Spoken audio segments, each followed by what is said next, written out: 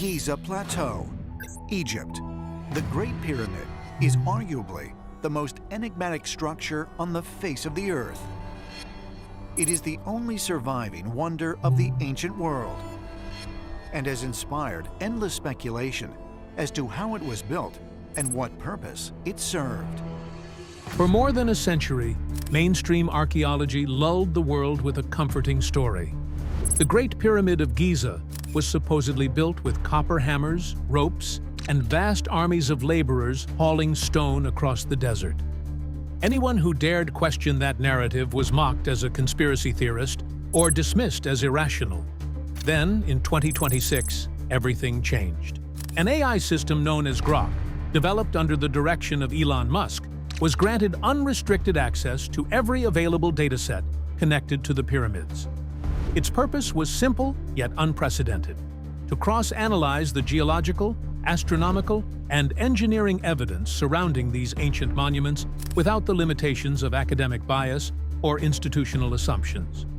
The conclusion it returned shook the foundations of mainstream archaeology. Researchers have been amazed at the mathematical knowledge that is encoded into the Great Pyramid.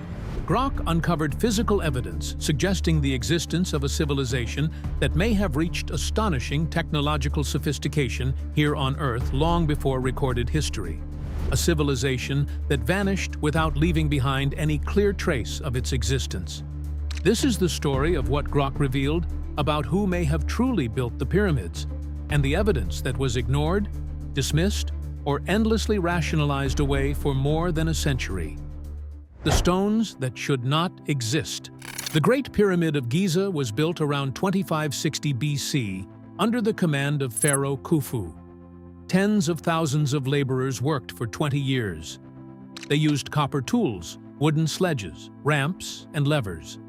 After 2 decades, they completed one of the 7 wonders of the ancient world. For more than a century, this has remained the accepted consensus of mainstream Egyptology. But once the numbers are examined closely, the foundation of that theory begins to tremble. The Great Pyramid contains roughly 2.3 million stone blocks. Each block weighs between 2 and 15 tons. Some of the granite blocks inside the inner chambers weigh as much as 80 tons, twice the weight of a fully loaded heavy truck. The entire structure rises to a height of 146 meters, taller than a 40-story building. And for nearly 4,000 years, it remained the tallest man-made structure on Earth. Yet size is not the greatest mystery. Precision is. The base of the pyramid was leveled with a margin of error of only 2.1 centimeters across a distance of 230 meters. To understand what this truly means, compare it to modern construction standards. Today's skyscrapers, built with laser positioning systems and GPS technology, often tolerate errors of around 1/10%. The Great Pyramid is 10 times more precise than that standard. A structure built 4 millennia ago on a desert plateau, supposedly using only primitive tools, achieved a level of accuracy that modern engineering still struggles to reproduce even with advanced technology. The alignment is even more astonishing. The 4 sides of the pyramid face true north, south, east, and west, with an error of only 3 arc minutes. An arc minute is 1/60th of a degree. 3 arc minutes represents an almost impossible level of precision without sophisticated surveying instruments and repeated astronomical observations conducted over many nights. And yet Bronze Age Egyptians are said to have achieved this simply by observing the stars with the naked eye, using plumb lines and water levels. The explanation has been repeated so often that it is treated as unquestionable fact. But when modern engineers attempt to recreate the same method, they fail to achieve anything close to the precision displayed by the pyramids. Then there are the outer casing stones. These blocks once covered the entire pyramid in a layer of polished white limestone, reflecting the desert sunlight so brilliantly that the structure could reportedly be seen from dozens of kilometers away. The gaps between the casing stones averaged less than half a millimeter, thinner than a human hair. Even modern stoneworkers using diamond saws and laser leveling equipment struggle to achieve joints that precise. And then come the granite blocks inside the king's chamber. 80 tons each. Quarried in Aswan, more than 800 kilometers south of Giza. After extraction, these massive stones were transported along the Nile, dragged onto the plateau, raised 60 meters into the air, and positioned with millimeter-level precision. The mainstream explanation claims this was accomplished with ropes, ramps, and human labor. But modern engineering calculations suggest that hauling an 80-ton block up an incline using ropes would require a pulling force no ancient workforce could sustain continuously, without snapping the ropes or shattering the stone itself. For decades, researchers who raised these questions were pushed aside. They were dismissed as pseudo-archaeologists, dreamers obsessed with Atlantis or ancient aliens. Mainstream academia closed the discussion and continued repeating the same story. But physical evidence does not disappear simply because it is ignored. The stones are still there. The precision is still there. And one question still remains, a question few mainstream archaeologists are willing to confront honestly. If Bronze Age technology could not create this, then what did? AI broke archaeology. The greatest problem facing pyramid archaeology is not a lack of data. It is the opposite. There is too much data, and almost no one is willing to examine it without filtering everything through accepted theory. Then, in 2026, something changed. An artificial intelligence system was tasked with solving the problem. The system, known as Grok, developed under the direction of Elon Musk, was granted unrestricted access to the entire body of available data related to Giza. Geological survey reports from the 1960s, engineering analyses from modern construction experts, astronomical alignment measurements, millimeter precision laser scans conducted in recent decades, erosion studies of the Sphinx, tool marks carved into granite blocks, quarry records. Every fragment of information scattered across hundreds of research papers, some forgotten, others buried behind academic walls. The AI received only one instruction: analyze the evidence without prior assumptions. Do not defend conventional chronology. Do not reject alternative hypotheses. Simply follow the numbers. The first discovery appeared almost immediately.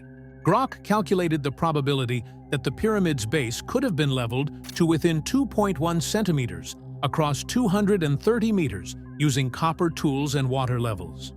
The result came back statistically close to zero. To achieve such precision through ancient trial and error methods, workers would have needed the ability to detect sub-millimeter deviations, a capability unsupported by any known measuring instruments from that era. The second finding was even more disturbing. The alignment of the pyramid's faces with true north reaches an accuracy of 3 arc minutes.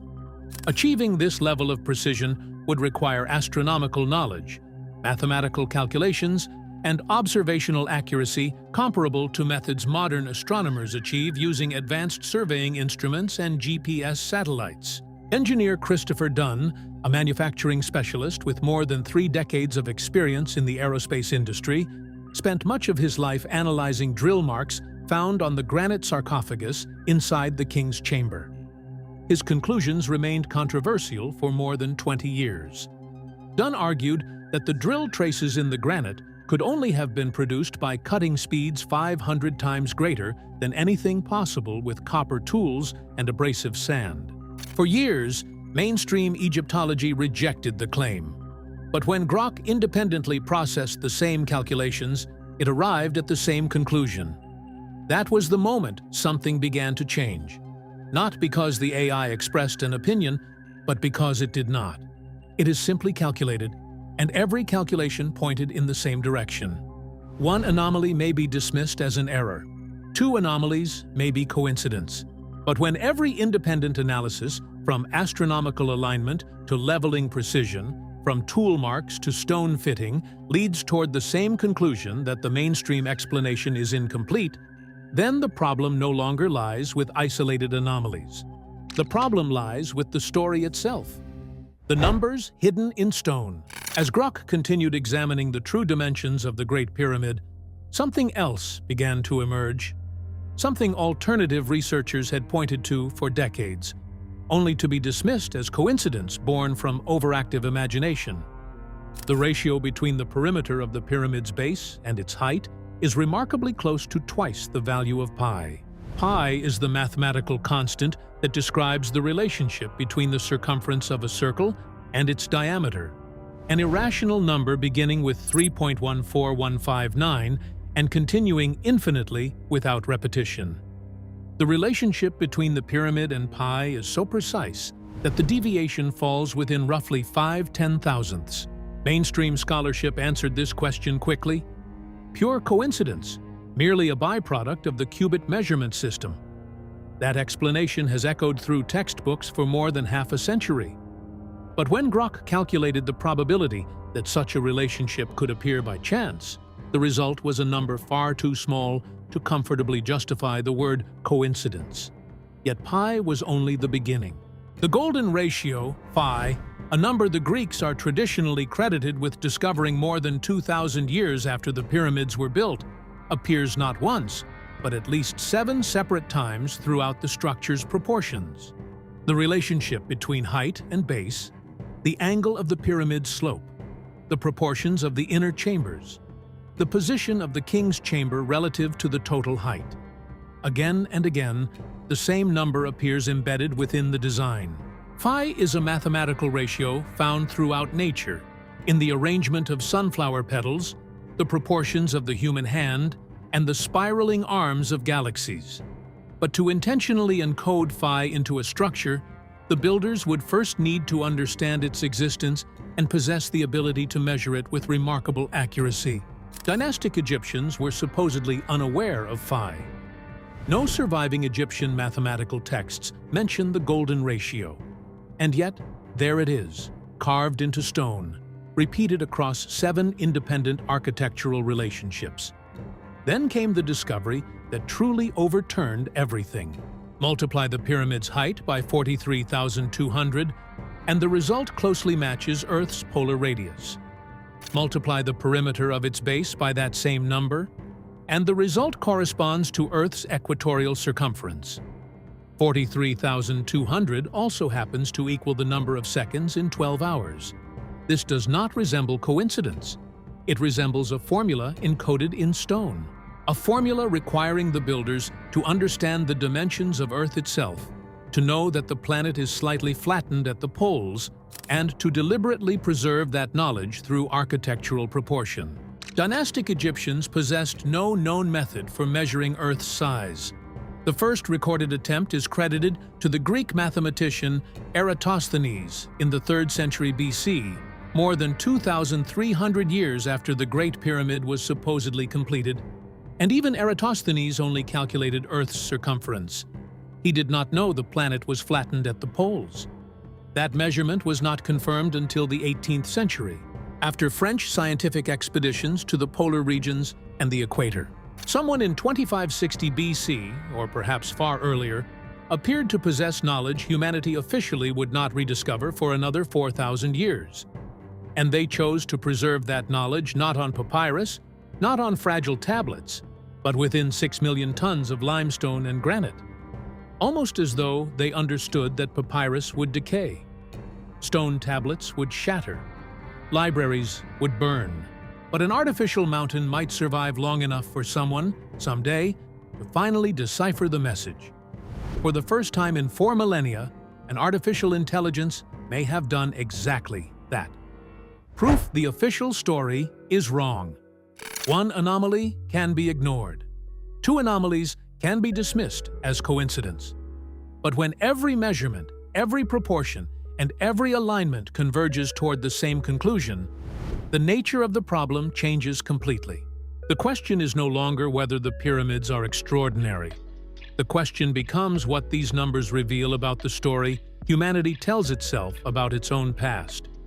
What made Grok different from every previous investigation was not that it discovered new data. The data had existed for more than a century. The difference was that it examined everything simultaneously. Modern archaeology is divided into silos of specialization. A researcher studying erosion patterns on the Sphinx may never collaborate with an engineer analyzing drill marks on granite.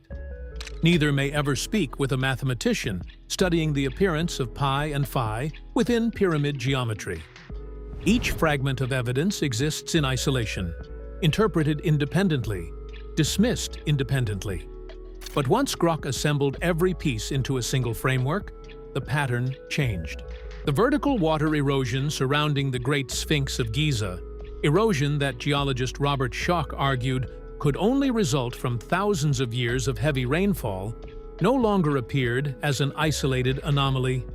Schoch, a geology professor at Boston University with a doctorate from Yale University, concluded that the erosion patterns matched prolonged exposure to intense rain rather than desert wind and sand. To produce erosion of that depth, the structure would have needed to exist during a period when Egypt was not yet desert, sometime around 7,000 to 9,000 years before Christ. That would make the Sphinx twice as old as conventional history claims. The granite cutting marks that fail to match copper tools no longer appear as a strange irregularity confined to a single artifact. Instead, they suggest that whoever created those cuts possessed technology beyond the accepted material capabilities of the age. Sub-millimeter stone fitting ceases to look like impressive craftsmanship and instead becomes the signature of a measuring capability the ancient world was never supposed to possess. Each piece of evidence, viewed alone, can be stretched into conventional explanation.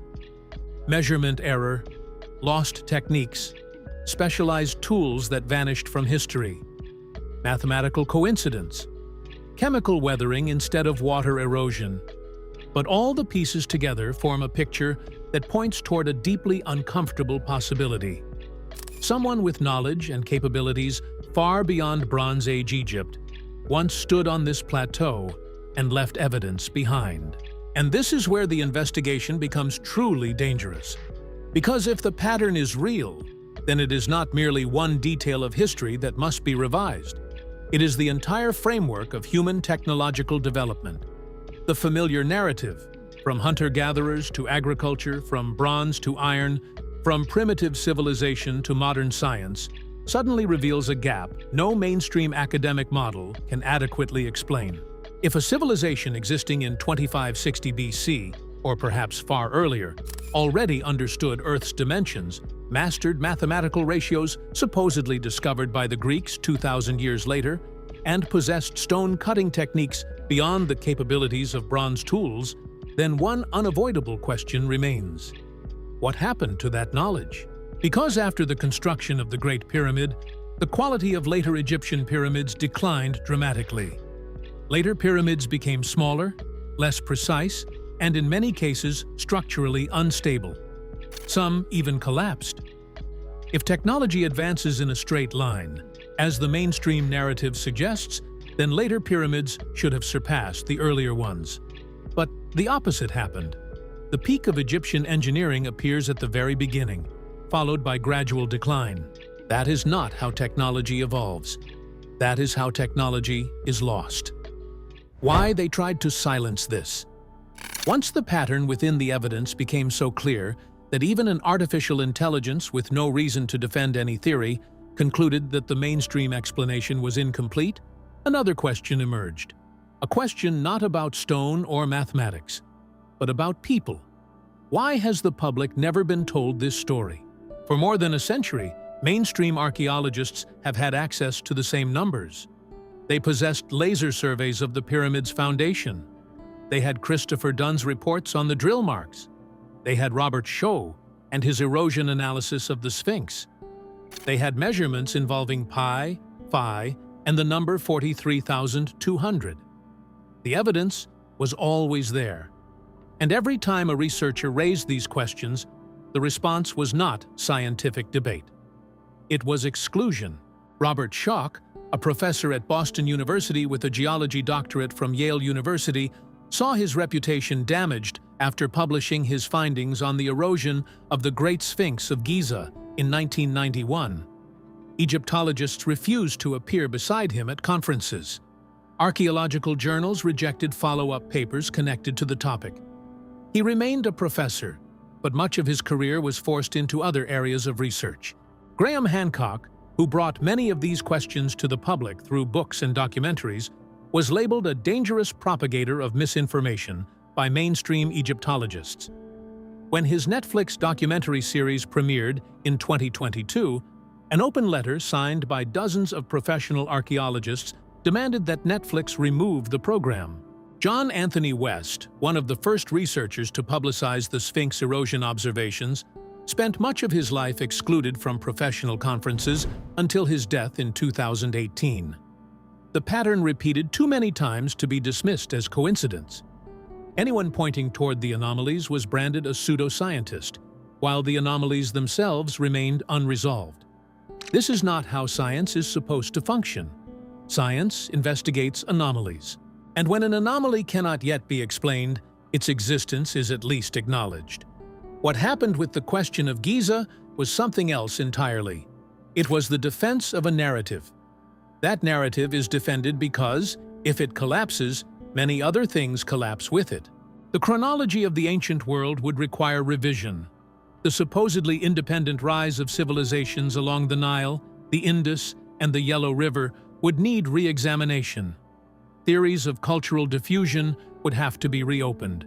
Thousands of doctoral dissertations, millions of textbook pages, and countless museum exhibits would suddenly face the possibility that the foundation beneath them was incomplete.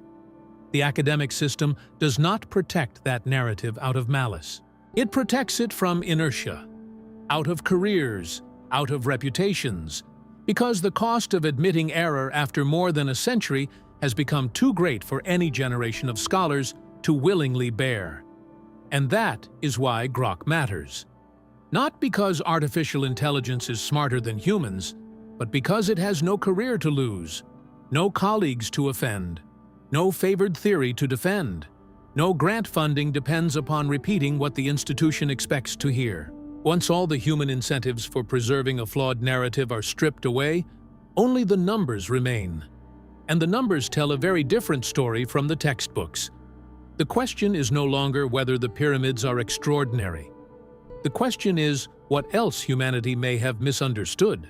If a story as enormous as the story of who built the pyramids could remain wrong for more than a century, not because of conspiracy, but because of academic inertia and career preservation, then how many other stories are being maintained the same way?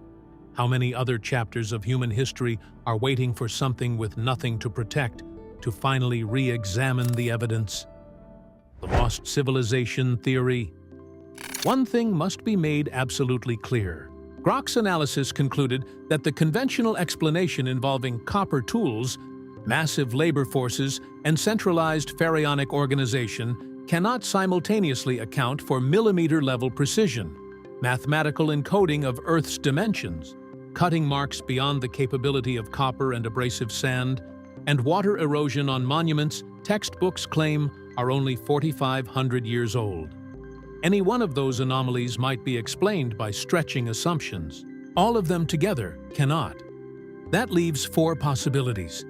The first possibility is that dynastic Egyptians possessed technology far more sophisticated than anything preserved in the archaeological record. Technology reserved for royalty. Technology built from materials that did not survive the passage of time, perhaps specialized hardwoods, reinforced rope fibers that later decayed, or forgotten metal alloys whose methods vanished with the collapse of dynasties.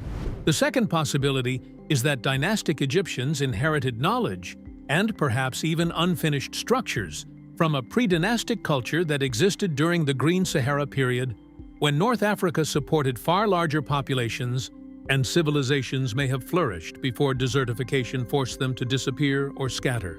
The third possibility is that the Giza Plateau represents the remnants of a global civilization predating the Younger Dryas, destroyed by catastrophic climate change roughly 12,000 years ago. The Younger Dryas is a real geological event, a sudden return to glacial conditions followed by rapid warming, causing dramatic sea level rise that may have erased any coastal civilizations existing at the time. The fourth possibility is something stranger still. Something modern language itself struggles to describe. People may choose whichever explanation feels most comfortable. But one option no longer survives. The option that the mainstream story is complete. That possibility died the moment the numbers stopped adding up. This is the strange feeling of standing in a place where every old narrative has collapsed, yet no new narrative is solid enough to replace it. There is no comfort in that realization. Only the acknowledgement that humanity's past contains a void far larger than official history has ever allowed. And the pyramids remain there still. 2.3 million stone blocks. 3 arc minutes of error. A monument encoding the dimensions of a planet its builders supposedly could not measure. 4,000 years waiting for the right question to finally be asked. And now, the question has been asked. The answer did not emerge from an archaeologist. It emerged from a system with nothing to lose.